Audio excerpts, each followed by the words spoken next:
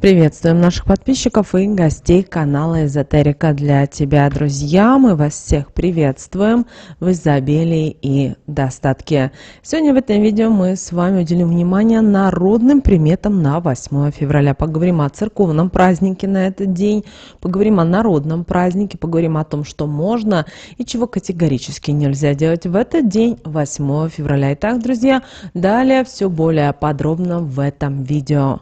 Итак, в мире православной веры 8 февраля является днем особого почитания и воспоминания о жизни и деятельности преподобного Феодора Студита, выдающегося византийского церковного деятеля IX века. Его жизнь, проповедническая деятельность и борьба за православие оставили неизгладимый след в истории церкви.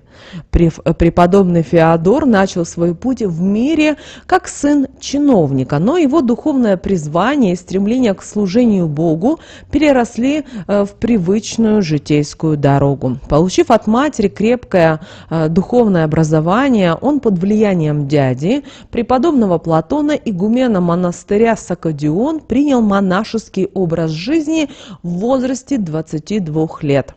Этот шаг и стал определяющим для всей его последующей жизни и служения. Поступив в монастырь, преподобный Феодор сразу же проявил выдающиеся качества монаха и духовного наставника. Его стремление к богоискательству, молитвенной практике и глубокому пониманию духовных истин делали его примером для многих людей. Под его руководством монастырь преображался, становясь центром духовного просвещения и молитвы. В 798 году Феодор был поставлен настоятелем Студийского монастыря в Константинополе. Этот период стал ключевым в его жизни, в то время, когда в Византии вспыхнули страсти и противоречия вокруг иконоборчества. Преподобный Феодор явил себя сторонником защиты святых икон и традиционного богословия. Его борьба против иконоборчества стала символом непоколебимой веры и стойкости перед лицом испытаний. Одним из наиболее значимых наследий, оставленных преподобным Феодором, являются его богословские письма и сочинения. В них он развивал и углублял учение церкви, ярко и понятно излагая духовные истины и призывая к богоугодной жизни. Его труды стали источником вдохновения для многих поколений верующих и духовных поисковиков.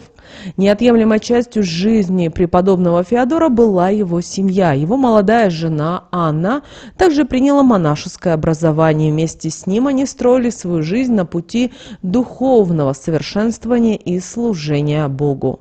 Их семейный пример служил важным свидетельством единства в браке и общности в вере.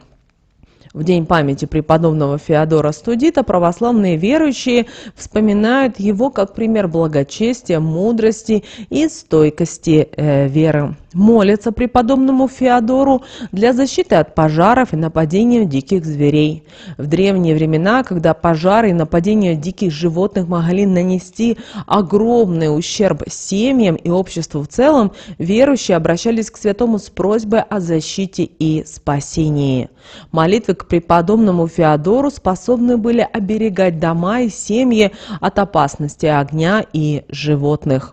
Также святому Феодору молятся для исцеления от различных болезней, особенно от грудных и желудочных болезней.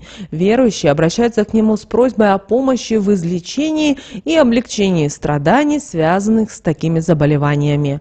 Многие люди, испытывающие болезненные симптомы или проходящие через тяжелые болезни, всегда обращаются к молитвам к преподобному Феодору в надежде на исцеление и облегчение боли. А вот в народном календаре 8 февраля имеет несколько названий, которые отображают разнообразные аспекты этого дня. И одним из таких названий – Федоров день, ассоциирующийся с празднованием памяти святого Федора Студита, византийского церковного деятеля IX века. Кроме того, 8 февраля в народном месяцесловии также этот день называли Федором Поминальником. Это связано с тем, что в традиции этого дня часто устраивали поминки по усопшим. Верующие воспоминают своих умерших близких, вспоминая их и прославляя их память. Еще одно название этого дня, как Федор Застольник, указывает на традицию застолья или праздничного угощения, которое часто сопровождает для собрания семьи или друзей в этот день.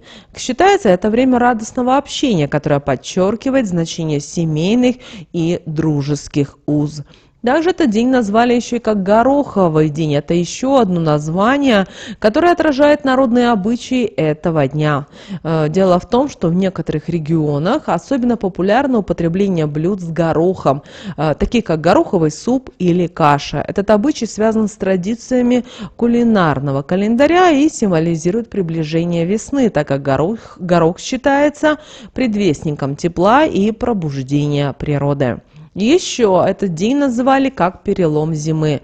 Это название, которое указывало на то, что 8 февраля, когда зима уже начинает уступать свои позиции и наступает время первых признаков прихода весны. Это время надежды и ожидания новых начинаний, которые приносят с собой новый природный цикл. Федоров день 8 февраля в народном календаре имел особое значение, которое было связано с покойными и поминанием усопших. По народному поверью, в этот день души усопших тоскуют по своим близким, по родной земле, чтобы успокоить их, совершались в этот день определенные обряды. Один из таких обрядов заключается в том, что на могилу сыпали золу и произносили особые слова, которые были призваны утешить душу усопших и помочь им в их пути к мирному покою. Эти обряды имели глубокие корни в народной традиции и были важной частью религиозного и культурного наследия. Также в этот день было принято посещать кладбище, чтобы помолиться за усопших и возложить их на могилы цветы или зажженные свечи. Этот обычай выражал память и уважение к ушедшим из жизни и был проявлением заботы о душевном благополучии покойных. Помимо посещения кладбищ на Федоров день, также устраивали поминальные столы. На этих столах, которые назывались ритуальными, сервировали различные блюда и напитки, предназначенные для питания душ усопших. Это был особый ритуал, который связывал живых с миром умерших и выражал веру в продолжение жизни за гробом, именно в загробной жизни. Поэтому на поминальных столах обычно ставились каши, хлеб, сало, мед, варенье, сыр, а также различные напитки, включая вино или квас. Эти блюда символизировали заботу и уважение к ушедшим предкам и близким, а также служили выражением семейной общности и поминания прошлых поколений.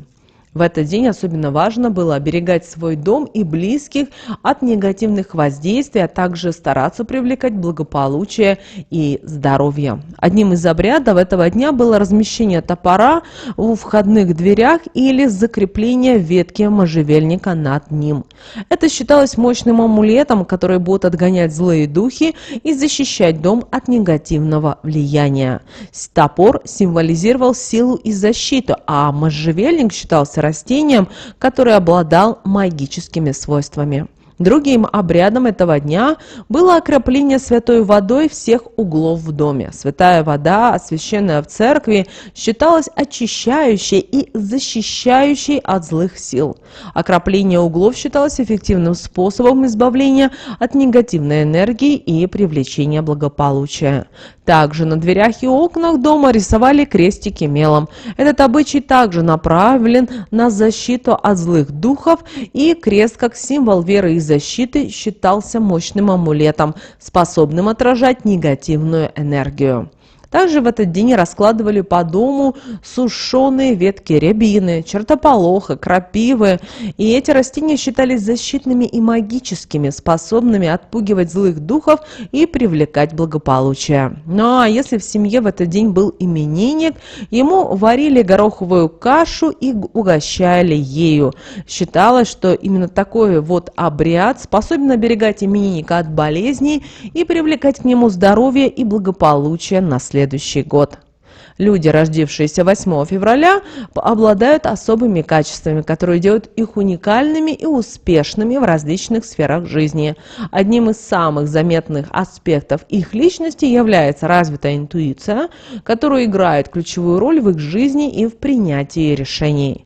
Также люди, рожденные 8 февраля, обладают способностью контролировать ситуацию и доводить начатое до конца. Они обладают стойкостью и настойчивостью, что позволяет им преодолевать трудности и преуспевать в своих начинаниях. А вот талисманом людей, рожденных 8 февраля, является халцедон и алмаз. Очень хорошо носить в качестве амулетов или украшений. Дело в том, что халцедон считается камнем коммуникации и мудрости, который помогает развивать ясность мышления и способность к общению. А вот алмаз символизирует чистоту, силу и духовное благополучие. Что же касательно снов, то сон, который посещает вас эту ночь, может нести важные вам послания, ответы на вопросы или даже предсказания о будущем. Важно быть внимательным к своим снам и записывать их, чтобы в последующем понять их значение и применить в своей жизни. 8 февраля – это день, который, согласно народным приметам, важно помнить было об усопших родственников и делать определенные действия, чтобы обеспечить защиту от нечистой силы и покой душ умерших. Поэтому в этот день старались наши предки вспоминать об умерших родственников. И если считается, что если не обратить внимания на память усопших, то их души могут самостоятельно навести дом, особенно в ночное время. Ну а чтобы избежать подобных посещений и обеспечить покой душ умерших, рекомендуется посетить храм в этот день и поставить свечу за упокой, а также посетить могилы их близких, возложить на них цветы и помолиться. Кроме того, согласно народной мудрости, от появления нечистой силы защитит в этот день присутствие в доме постороннего человека. Поэтому в этот день лучше не проводить ночь в одиночестве, а пригласить кого-то на ночевку. Этот обычай связан с верой в силу коллективного присутствия и поддержки в защите от потенциальных духовных негативных воздействий. 8 февраля, известного как День Федора Поминальника, сопровождается рядом народных примет и запретов, которые в течение многих поколений передавались от предков к потомкам. Эти обычаи имеют свои корни в древних поверьях и связаны с верованиями в духовный мир и защиту от злых сил. Поэтому в этот день наши предки придерживались определенных правил, чтобы избежать неприятностей и привлечь к себе благополучие. Одним из запретов, согласно народной мудрости, является сидение подолгу перед зеркалом и смотрение в него. Считается, что в зеркальном отражении можно увидеть беса или иного злого духа, что может принести недобрые последствия. Поэтому мудро воздержаться от излишнего обращения к зеркалу. Также существует народная примета о том, что 8 февраля не следует готовить картофельные блюда. По народной традиции это может привлечь болезни желудка и другие болезни. Вместо картофеля рекомендуется в этот день использовать горох, который считается более благоприятным продуктом в этот день. Горох помогает избавиться от боли в животе и в груди, а также предупреждает болезни желудочно-кишечного тракта. Еще одним запретом является открытие окон в этот день. Дело в том, что считается, что души умерших могут залететь в дом через открытые окна и остаться там навсегда. Ну а чтобы избежать подобной ситуации, рекомендуется повесить ветки чертополоха на окна. Считается, что чертополох обладает защитными свойствами и не даст злым духам проникнуть в жилище, даже если окно оставлено приоткрытым. Один из запретов касался в этот день и незамужних девушек. Не рекомендовалось им знакомиться с парнями в этот день. Дело в том, что считается, что в облике молодого человека может скрываться нечистая сила, которая попытается очаровать и околдовать девушку. Поэтому в этот день стоит быть особенно осторожными при выборе компании и общении с незнакомцами. Еще одним запретом является посещение вашего дома трехцветного кота. Считается, что присутствие такого кота может принести несчастье. Однако и вынести ему еду во двор не запрещается, что считается таким образом компромиссом между соблюдением народных примет и заботой о животном. Также существует поверье о том, что 8 февраля не следует браться за новые дела. Такие дела могут закончиться убытками и денежными проблемами. Рекомендуется перенести начало нового дела на другой день. Также один еще важный запрет – это не выполнять обещания. В этот день совершение одного греха может приравниваться к совершению 3 грехов. Поэтому важно проявлять ответственность и исполнять все свои обещания, даже если это требует некоторых усилий или неудобств. Это позволит избежать разочарований и сохранить гармонию в отношениях с близкими. Также в этот день нельзя мести пол в доме, делать уборку, потому что считается, что таким образом вы можете вымести всю удачу, здоровье и благополучие. Лучше отложить уборку на другой день и провести время в спокойной обстановке, не подвергая себя лишнему риску. Вот такой, друзья, у нас с вами день по народным приметам именно 8 февраля. Друзья, ставьте лайк этому видео, в комментариях напишите «принимаю, благодарю». Кто спрашивал, как благодарить, друзья, в описании к этому видео есть ссылка, вы можете отправить благодарность, то есть любую сумму, которую считаете нужной. Ну а прямо сейчас на экране, друзья, вы видите 2 всплывающих окна. Друзья, это следующие рекомендованные видео для вас. Нажимайте на то видео, которое вам на интуитивном уровне понравилось больше, и смотрите. Всех вам благ!